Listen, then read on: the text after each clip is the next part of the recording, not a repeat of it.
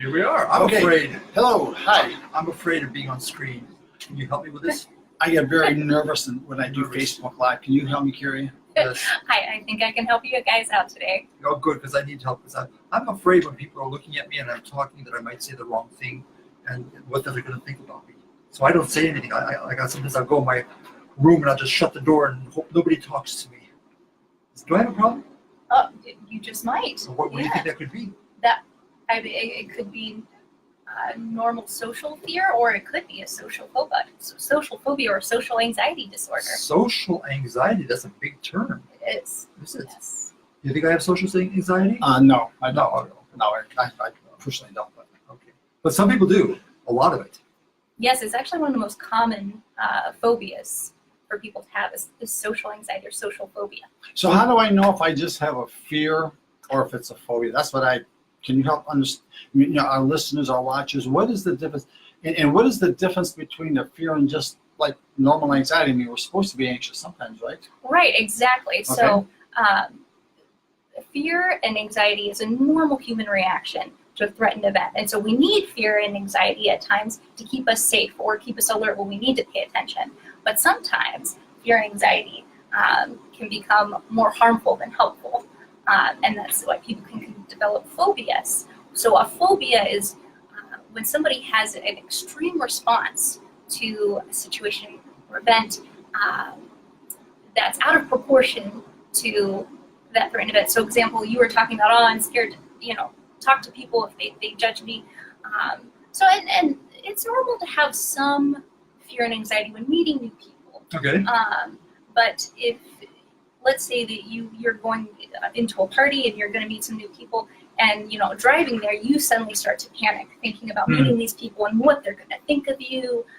What if you say the wrong thing? What if you're not dressed, the right way? And you start, your heart starts racing and you have a panic attack. That would be an extreme response. Okay, so to social a phobia, there's lots of phobias. Like Yes. Some people have phobias like, man, I don't want to go anywhere. If I go in a wide open space, I get all uptight. I look for exit doors and that Right. sort of thing. So that's kind of like agoraphobia sort of thing. Right, so people can be afraid of wide open spaces, people can be afraid of small spaces, claustrophobia, people can be afraid of heights, they can have fears of animals, like dogs, spiders, insects. Okay, and or driving on the highway. I know some people, they Right. fear I can't stand driving on a highway. There's a truck there, and man, that truck's getting very close, and so they get panic attacks when they do that. Right. Or flying on airplanes.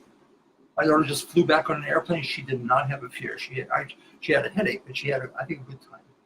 Not bad. 16-year-old, Right. She figured it out. But there are people who can't even get into an airplane because they have this fear of, I'm going to crash. Something terrible is going to happen. Right, and that's a good distinction. Even, going into, let's say, that social situation, Okay. and it's nervous to meet new people, but you go through it, you get through it, cope with it, you move on. People with a social phobia or social anxiety, they'll probably just avoid the situation altogether, or when they're there, they are miserable, constantly in their head thinking about what to say, and then they're getting anxious. And Yeah, you know what? When you're talking about this stuff, I'm feeling guilty already because the Bible says, be anxious for nothing. Be anxious for nothing. So if I feel any anxiety or any fears or anything like that, I feel like I'm a bad Christian. What do you think? Am I a bad Christian? I don't think that's a helpful way to think. Why not? Well, to take from that situation, that you're not, communicating or socializing in a way that you want and you're anxious about it, and therefore you're a bad Right. Christian. Right. That's not very helpful. That's also not very biblical. Not very biblical. So the idea of if I'm having fear, that might actually be a normal reaction to living in a fallen world, because the fallen world can be threatening at times. It can. And sometimes Yes. you've had some experiences in your life that have been hard, and when you get older, they turn into these phobias or fears. How does that work? How do phobias develop? Yeah. Okay, so research has different theories out there about, how do we develop phobias? Oftentimes they are developed more in childhood, but they can develop also in older adulthood. So researchers say that one reason that people develop phobias is having a traumatic or a pretty negative, extreme event with whatever that is that was threatening So to I'm them. riding my bicycle down the street, and this dog's yipping, and it grabs my leg. Ah! Right. That could develop into a phobia It could. when I get older. could. I don't want anything to do with dogs. Okay. Exactly. Could be. But, you could have maybe a sibling who does the same thing, Ooh. rides the bike down the street and a dog bites them and they don't develop a phobia. So some researchers say that, it's about genetics and some predisposition.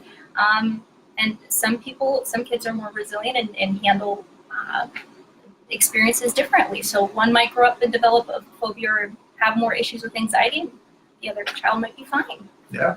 Okay. But if I have a phobia or a fear, it causes me a lot of pain. I mean, we can talk about why it happens and all this, but what do I do about it? Yeah. If I've identified, I'm afraid of public speaking, or I'm afraid of going to a party or something, Right. because they might call on me and I'll say something really dumb and stupid or something like that, or I'm afraid of riding in a car or an airplane.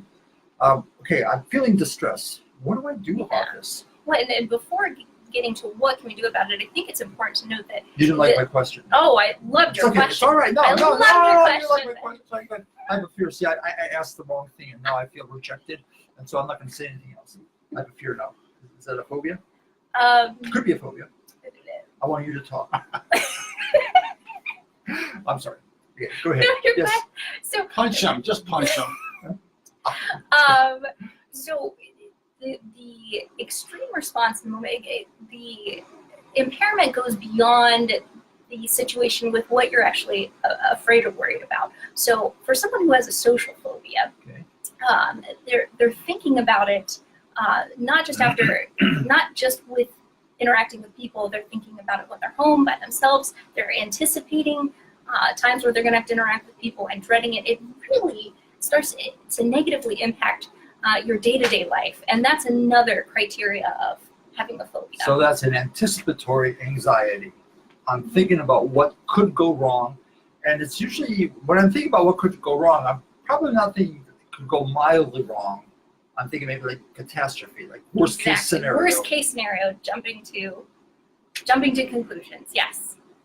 Like kind of like you have a dream where you're walking around in your underwear and you don't know, everybody's looking at you and laughing at you. That's how you might feel in a class where you're going to ask a dumb question and everybody's going to look at you and say, Right. "Oh man, what an idiot!" Right. Okay. And so that's catastrophe, and That's I'm catastrophe. the loser of the century. Yes. So how do I? Do you want to answer that yet or no? Yeah. So You sure we can get into yes. this? Okay. Yes. Let's get into this. Okay. How do I start to do that? So when people have irrational fears or a phobia, oftentimes that phobia is able to stay alive based on these more rational or negative beliefs that we have that keep fueling that fear. The beliefs. Do we know that we have these beliefs? Sometimes people are aware that their phobia is irrational. Most people do know that their response is out of proportion to how threatening it actually is. So most people are aware that their fear is irrational, but they may not be aware of the thoughts and the beliefs that they have that keep it alive. Okay, you're sitting there kind of quiet. Does that mean that you never have any fears? I mean, Oh, no. you got it all lit, man. You got it all together, right? No, I have fears. I was thinking recently. I was on a trip, and this is going to go in a little bit different direction. And there were some heights involved. And as I got towards the railing, I started feeling. Your heart's going thump, Oh thump, yeah. And but I don't know that that's a phobia. I mean, No, I think that's normal. Okay, that's a normal fear Yeah, I felt it. because you're actually looking at something and there's a potential of harm, Yes. and so you're appraising that and you say, Yes. I wouldn't do very well if I fell over this railing and fell down. But that's a realistic fear. Yeah, Okay. sure. And what you're talking about carries a lot of unrealistic fears. Right. So let's say your fear of heights turned into a phobia. So this is something that's now really impacting your day-to-day. Let's say you don't take a job, a really good job, because it's high up in an office building, and because of your irrational fear of heights, you miss out on that job opportunity. Okay, and as you're saying that, I'm aware that I did not refuse or decline to go on any of the vantage points. I mean, it was beautiful. So I did go. I just went with some anxiety, but I did go. I wasn't going to let it wreck the day. It was it's an event. It's a chance to really enjoy God's beautiful creation, and I did. So you didn't avoid. No, I did not avoid. Okay. So a lot of people, when they have fears, you're talking about real life consequences. A lot of the fear, like, we'll put this very, very, very simply, fear of rejection. You're not going to like me. I'm not going to measure up to your qualifications or standards. So again, in a class, in a social group, I'm not going to say anything because I'll probably say the wrong thing. Or I might not even go someplace because you won't like the way I dress. You won't like the way I talk.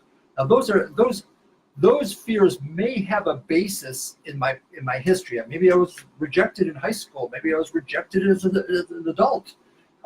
But so there may be a rational basis, but now it's pervasive. It goes everywhere. Everywhere I go, I just discount it. Yeah, you're not going to like me, so why should I even try? So what do I do about stuff like that? How do I start to? Do I just say, you're fearfully and wonderfully made, and you're going to be okay, and don't worry about rejection? What do I do?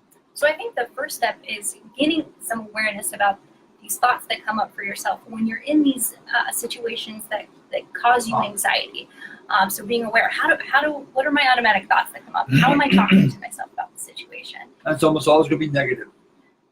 So something bad's going to happen. Right. So I can actually take hold of those thoughts. I can Yes, say, you can. Mike, you are thinking that nobody's going to like you, and they're going to think that's a really dumb question. Everybody watching this thing is going to say, boy, what that guy's a psychologist? Yes, I am actually. I am a psychologist. But I got to be able to deal with that negative appraisal of what's going to happen.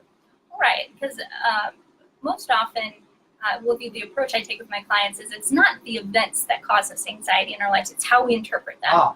So okay. if you're going into a social event, let's say you're going to a party, and you're already walking in with all these negative thoughts about, oh, people aren't going to like me, they're going to think I dress terribly, or I'm going to talk to them and I'm going to sound like an idiot. You're already worked yourself up to a panic state. You're very down on yourself, very negative, and that's not helpful for you. And oftentimes it's the anticipation of dealing with the threatened event versus just being in that situation or interacting with people. That the anticipatory anxiety is often worse than dealing with the threatened event itself. So in the anticipatory anxiety, I'm actually experiencing right now what I fear would happen in the future.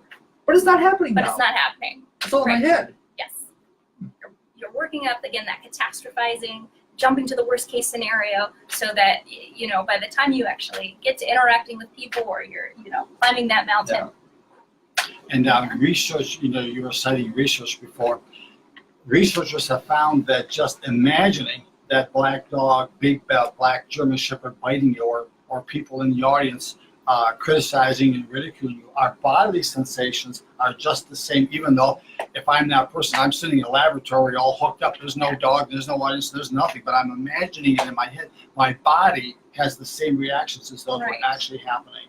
Right. That's a scary thought. It really is. It is scary because the part of our brain that actually deals with fear cannot tell the difference between a real threat and a perceived threat. And I think partly that's because our body remembers. Yes. It's not just our brain remembers. There are memories stored in our bodies. And when we get a trigger, our body goes, fear, there's something happening. Because the body is connected to the brain, but not always directly. In other words, my body can have a response that's not processed by my thoughts at times. And so sometimes I find for myself, I have to talk to my body. Sometimes I have to say, okay, body, you're freaking out, chill. It's okay, you go freak out, but I know things are okay. I know God's in control. I know we're going to be okay. Well, you said an important word, Mike, and that is the word trigger or cue. Yeah. So something in the environment can trigger us. It can remind us. So I'm walking down the street and there's a German Shepherd over there, and maybe the German Shepherd has 2 leashes on him and he's being held by some great big guy. There's no chance of that German Shepherd getting free. But my body says, German Shepherd, bad. Right. And I have a reaction as though that German Shepherd is going to eat me for lunch. So if I'm going to work on this, I have to know what those cues and what those triggers are. And even though I've experienced it, I may not have a high level of awareness of what those cues are. I need to work on those things, and that would be one of the jobs of counseling, I would think. What are those cues? What are those triggers? Yeah, so learning those triggers is really the first step, to have that awareness, because you can't change what you're not aware of. And so the next step would be learning how to calm the body down, retraining the brain to experience that situation as no longer threatening. that, okay, this is not something I need to be fearful of. This is irrational. So a lot of times what I do with clients is we do body work to calm the physical symptoms of anxiety. So deep breathing, for example. That's one of is a the great easiest things to do. Easy. You know, it's funny. Yes. Sometimes in a session, somebody will be getting very very stressed and uptight, and I see it like this. I say, breathe. Just go ahead and breathe. And they don't even realize that they're not breathing. And I said, you know what happens when you do this? Your body starts lacking oxygen. And says, I'm suffocating. So your anxiety actually goes up. So one of the there's elaborate breathing relaxation techniques and exercises which are excellent. But one of the best ones is just like that. But the awareness is the key thing. Yes, and so you're training your body to calm down, because you can't be calm and anxious at the same time. It can only be one. So the breath work is really good at helping calming yourself down, telling your brain, your body, okay, I'm safe, this is okay. But also with those thoughts that creep up, you need something directly to challenge them and replace them. So I often tell my clients, when they start on that catastrophizing, when they start the snowball effect, to picture a big red stop sign in their head. We call it thought stopping.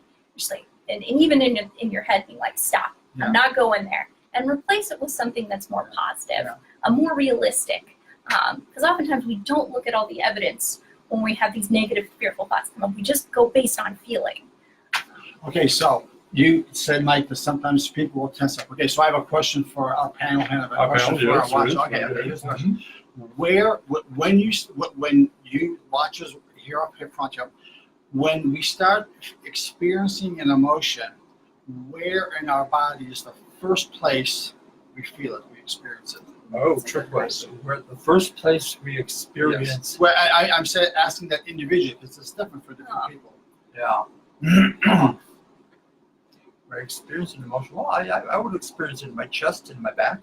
The chest and your back. How about you? My chest and my stomach. Stomach, guys. For me, it's my stomach.